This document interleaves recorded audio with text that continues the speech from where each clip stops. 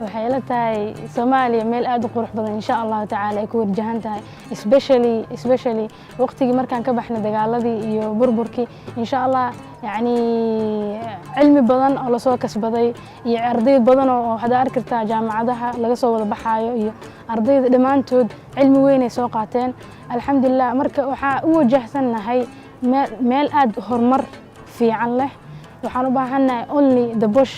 يعني إن دفعنا لسيو إن أن يعني سيدان أود له إن أو حياة بدن قفصان. وايدي هور أنت بدن على يرد حلو أديك سنجري أنتو بربر كده كدعي دباتوين كلو أديك سنجري لكن هذا وايدي دم بوحى أدو صو شعب حي على يرد فر بدن أو محلي لنك هور مركب محلي را قيب كقاعد نيسي أو أقامته ذا متقن محلي را هذا وقف عيدينا هي ayagu iskugu jira marka qaybo kala duwan wadalka gudihiisa maxaa la yiraahdaa ku barbaaray oo wax ku bartay lana imaanayay hal abuuro maxaa la yiraahdaa dalkan lagu horumarino mataqaana la imaanayay go'aanka ugu weyn oo maxay tahay wadanka lagu horumari karo anaga hayno soo marka waa inaan anaga u soo jeesanaa horumarka dalkeena haddii noqoto go'aanka khaasatan dhalinyarada maskaxdooda waxaa waay mid laga faa'iideysto wadamada aadka u horumareen waxay ka faa'iideystaan mostly 90% waxaa waay dhalinyarada iyo maskaxdooda sidii loo qaadan lahaa go'aankii horumarka ahaa in our age as dhalinyaro markaan nahay afkaar badan ma naga dhex guuxayso afkaartaas badan waxay u baahan tahay fulis يعني إن لا سيو فرصة أو مثلاً dhalinyarada ay ku fuli karto afkaarteeda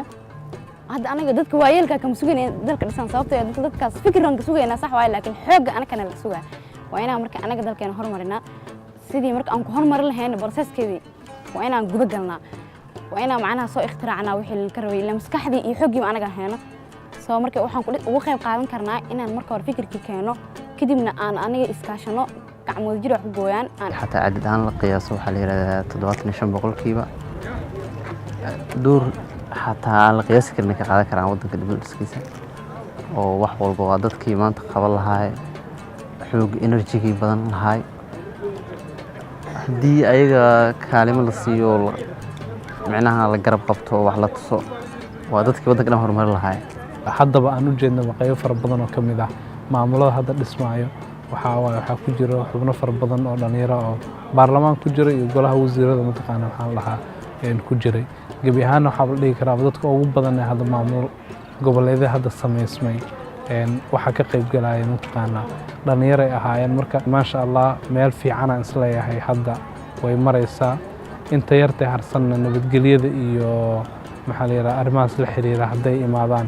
iyo mataqaana maxaa la yiraahdaa ayadana ay dhammaystiri doontaa arrimaha nabadgelyada xoogaa يعني نير حديدايو لكن waxaan isleeyahay bilow fiican ma taqaana maxaa la xajiro